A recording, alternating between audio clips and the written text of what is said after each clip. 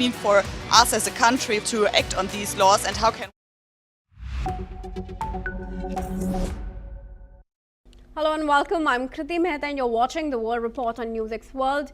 Let's take a look at the top headlines this hour. A photo of US President Donald Trump that had been removed from the cache of Jeffrey Epstein files released by the Department of Justice was restored on Sunday after officials determined none of the Epstein's victims were in the image, the department said. Meanwhile, Trump administration denies cover-up over redacted Epstein files. A Ukrainian drone attack damaged two vessels, two piers, and sparked a fire in a village on the Black Sea coast in Russia's Krasnodar region, regional authorities have confirmed. Australian state premier pushes for stricter gun laws after Bondi mass shooting. Australian state parliament reconvenes to push through stricter laws after Bondi. Japan is set to take the final step to restart the world's largest nuclear power plant when the region of Niigata votes on the resumption of operations in a watershed moment for the country's pivot back to nuclear energy nearly 15 years after the Fukushima disaster.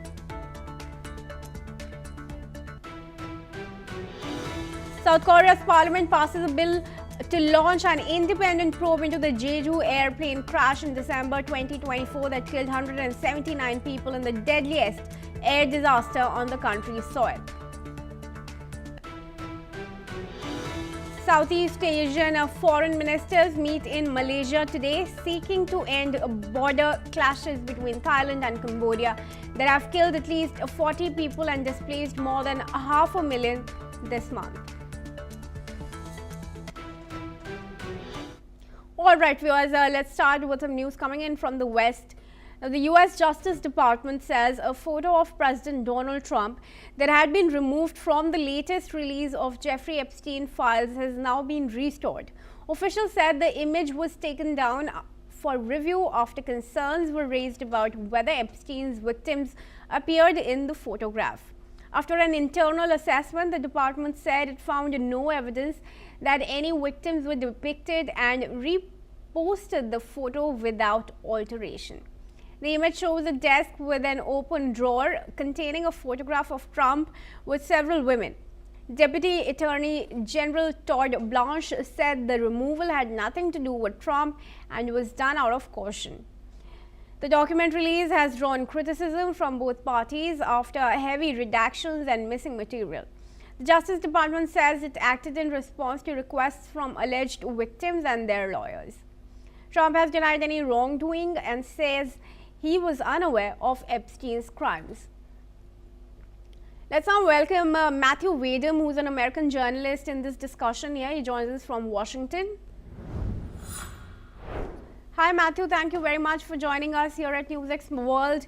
Matthew, are we to believe that the lawyers of the Department of Justice who uploaded these documents did not vet them enough for the victims' lawyers, their lawyers, to raise concerns about these images were posted?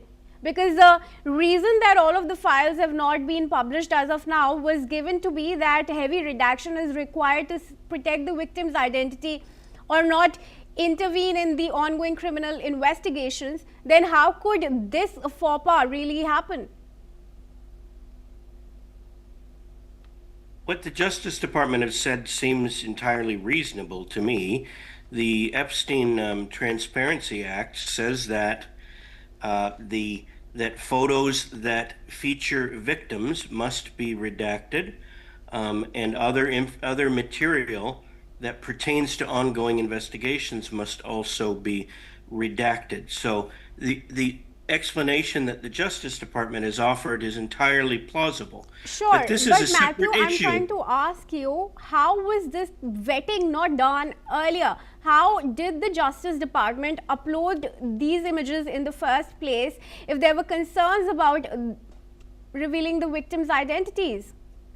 Right, I was just going to say that the Justice Department has not been doing a very good job. They were supposed to, according to the law that Congress passed a little over a month ago. They were supposed to have all of this done by December the 19th. And apparently they did not prepare properly. They did not have enough, reportedly, according to CNN, they did not have enough people, enough attorneys reviewing the files, hundreds of thousands of items, and they just did not get it all done in time. So I would not be surprised if mistakes were made along the way. So yeah, the Justice Department has not done a good job fulfilling its obligation under the law, which was to publish everything not starting on December 19th, but everything was supposed to be completed by December the 19th, and they have definitely fallen down on the job. So much so that one congressman, a Democrat from California, Ro Khanna, has threatened to impeach Attorney General Pam Bondi over it. Now, if the Justice Department succeeds in getting the material that's required to be released done, if it succeeds in having it done in the next few days or weeks, then I don't think there will ultimately be a problem. But they definitely seem to be breaking the law. And and I also have to wonder about the law itself. If it's flawed, if there's so much material, why was the government only given 30 days to go through and perform its redaction duties? That doesn't seem reasonable to me. However, the law is the law, and the Justice Department should have complied with it, and apparently through its own incompetence has failed to do so, and that may result in impeachment articles against Attorney General Pam Bondi. It may also result in lawsuits being filed by people demanding that the Justice Department live up to its obligations under the Epstein Transparency Act. And Matthew, if you have any more information about the other files that were removed, have they also been restored? No, I don't have any information about those. All right, sure.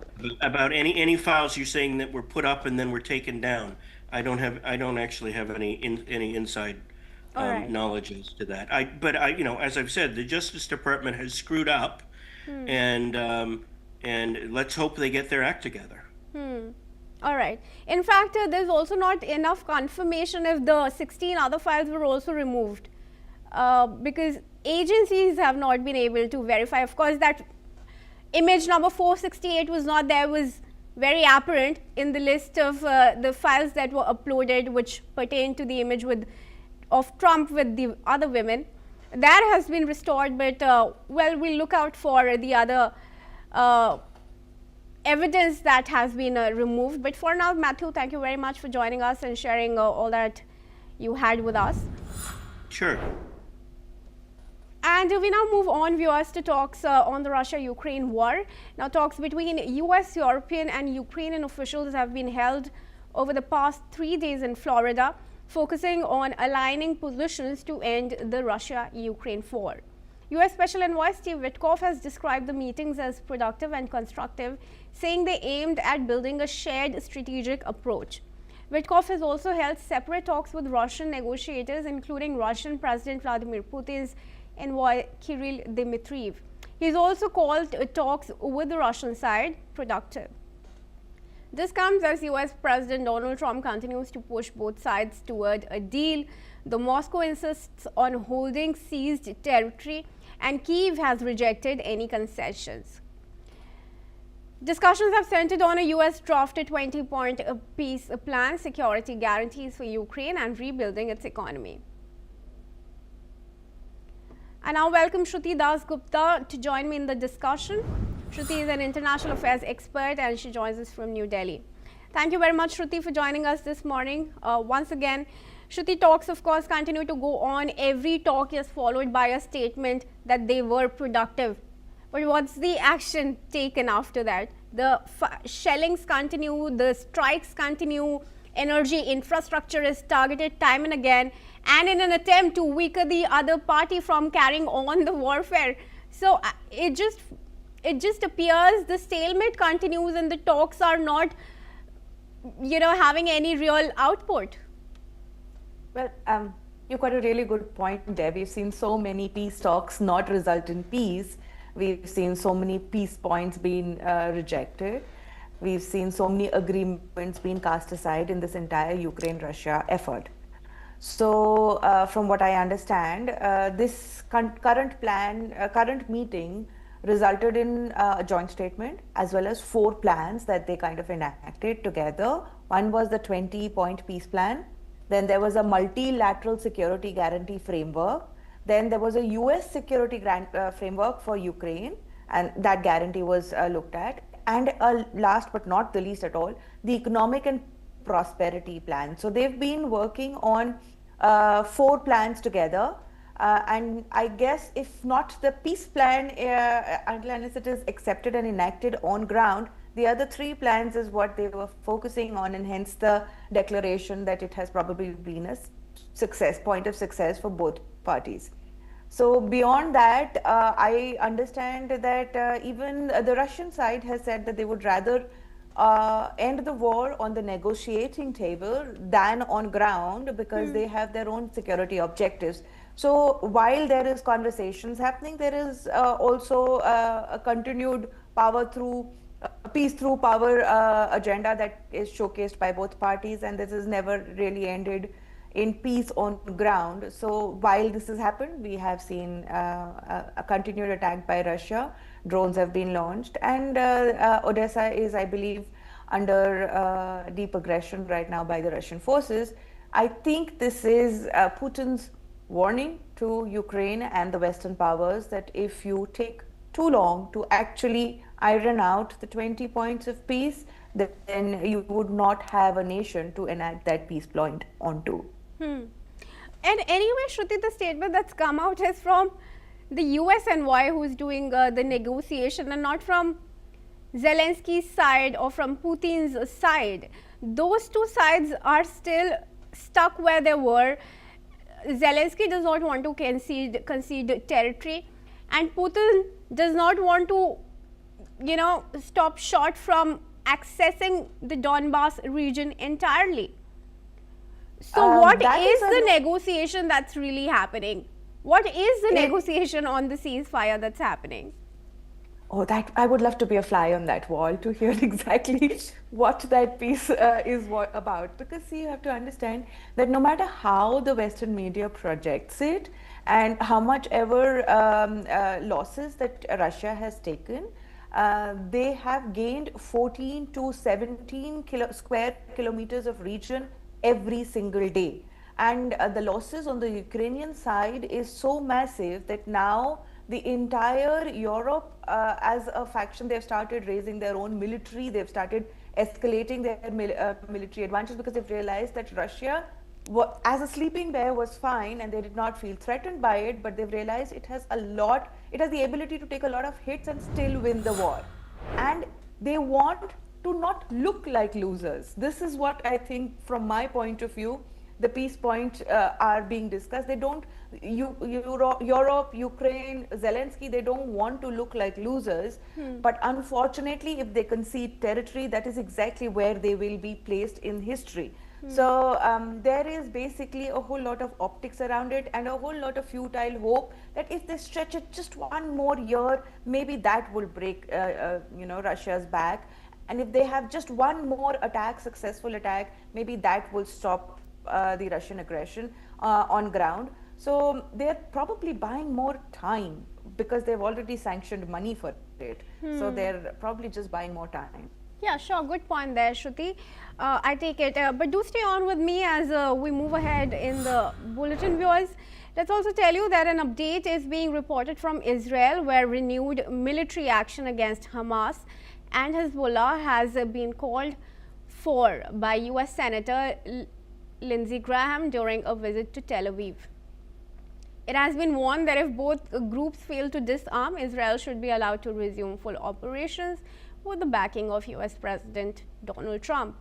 It's been alleged that Hamas is consolidating power in Gaza nearly 90 days into a fragile ceasefire that halted 2 years of fighting. A similar truce with Lebanon's Hezbollah remains in place despite continued Israeli strikes. Disarmament of both Iran-backed groups has been described as essential for lasting peace, while opposition has been voiced to Turkey's inclusion in any international stabilization force. Let's listen into what the U.S. Senator Lindsey Graham said. So it's imperative we come up with a plan quickly, put Hamas on a time clock, give them a period of time to achieve the goal of disarmament. And if you don't, I would encourage President Trump to unleash Israel to go finish off Hamas.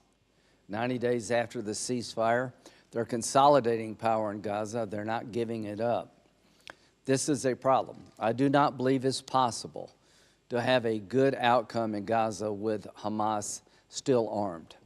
If Hezbollah refuses to give up their heavy weapons, down the road we should engage in military operations working with Lebanon, Israel, and the United States, where we fly with Israel like we did with Iran to take Hezbollah out. So Hezbollah either voluntarily gives up their heavy weapons, or we have to come up with a military campaign to achieve that goal. Without it, it's not. The idea that Turkey would be part of a stabilizing force on the board of peace would rock Israel to its core. There is no political support anywhere in Israel for having Turkey being involved in the stabilizing. All right, Shruti is back with us in this discussion. Shruti, I'll take the Hezbollah and the Hamas question separately. Let's start with Hamas. It's aptly clear by now that Hamas will not disarm. If you speak to anybody in Tel Aviv, they will tell you they're not ready to disarm. Hamas will not disarm till its conditions are of course met, till Israel withdraws completely from Gaza, till Palestine is declared as a state. In what capacity is the US Senator really making this statement? Well, okay, let's just look at Lindsey Graham. I believe he's one of the harbingers of war. He is very, very pro-war, no matter where it is happening. And he has, so I'm not sure of it, but I seem to feel that he has his pockets deeply engaged with the Pentagon armed lobby. So that is one of the reasons why he loves to call for war. But on this particular instant, I happen to agree with him because Hamas is, why Hamas? Why would anybody want to trust Hamas? They should be asked to, let go of their arms and not be part of any administrative process in Gaza, because they have never been doing anything good for Gaza. Just imagine the amount of money that has flown into Gaza, but the condition of people in Gaza, you see, remains the same over the years, despite the war. So it shows that Hamas has taken that money and put it against Israel for a war. They've been prepping for war. In all these days of ceasefire, I believe they're regathering their resources and trying to find a second front again against Israel. So Hamas needs to go, and here he's right that you have to push. Hamas indeed needs to go, and nobody really wants Hamas. But for Hamas to disarm, there have to be certain security guarantees at least that have to be given to the group. What's going to make Hamas disarm? That issue, until that is addressed, how will Hamas disarm? Now that's a question for the Gazans. If they want to actually progress, and there are anti-Hamas, let's not call it pro anything, but anti-Hamas rallies being held in Gaza which do not get the same amount of coverage. There are people who understand that Hamas doesn't work for their favor. They're not really taking care of Gazans or their rights of life, rights of food, or any of human rights in general. So there are people who are protesting against Hamas, but the Hamas is killing those very same Palestinians and Gazans. People don't want to look at that reality.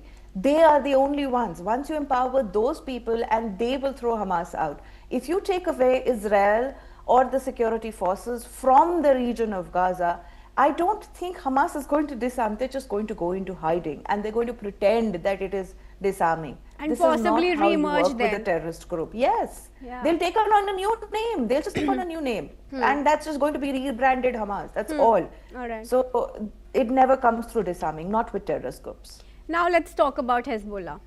Yesterday there were discussions and there were celebrations that from the Israeli side, no, from the Lebanon side, I beg your pardon, that, south of Litani River, Hezbollah has been completely disarmed. Do you think those celebrations were premature? And is it not possible for Hamas to, for Hezbollah to trickle over from the other side of Litani? Well, I guess I get your confusion between Hamas and Hezbollah because they're almost the same thing. They're just on different sides of the border. That is all. What I do know is that yes, the celebrations might be a little preliminary, because no matter what the Lebanese military say, Israel has shown them time and again that Hezbollah is still very much empowered in the southern part of Lebanon.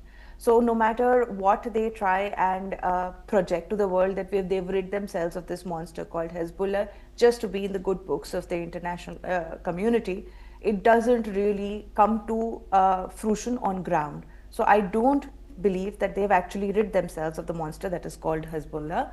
They are politically charged, they have support on ground, and they have lots of funds and arms coming through, despite no matter what level of ceasefire they have within the communities themselves or with Israel.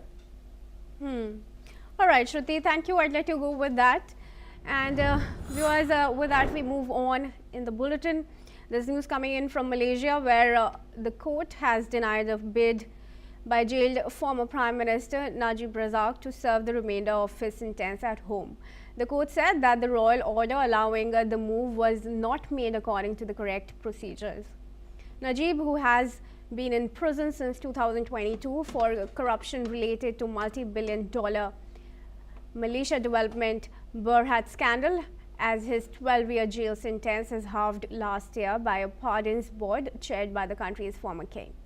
Najib has insisted that the monarch also issued an addendum order that converts his sentence to house arrest, as he has been seeking to compel the government to confirm the document's existence and enforce its contents. Malaysian government officials, including members of the Pardons Board, have denied the knowledge of the existence of the royal document for months, while the former king's office and a federal lawyer has confirmed the royal document had been issued. Meanwhile, the Kuala Lumpur High Court has said that the existence of the document was not in dispute, but the order was not legally enforceable, as it was not made with the consultation of the country's Pardons Board, which is required under the Constitution.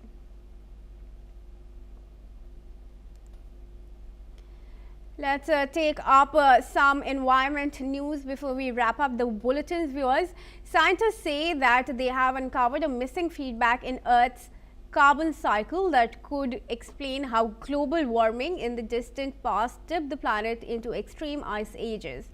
Researchers at the University of California, Riverside found that warming increases nutrient-rich runoff into the oceans, triggering massive plankton blooms that absorb and bury large amounts of carbon. In low oxygen conditions, this carbon burial can accelerate uncontrollably, pulling so much carbon dioxide from the atmosphere that Earth cools far beyond balance. The study suggests Earth's natural climate thermostat can overcorrect, driving dramatic swings between heat and deep freeze. Scientists stress that this process will not stop modern climate change, but it may explain the most severe ice ages in Earth's history. That's all we have time for. Do keep watching NewsX World for all international news updates.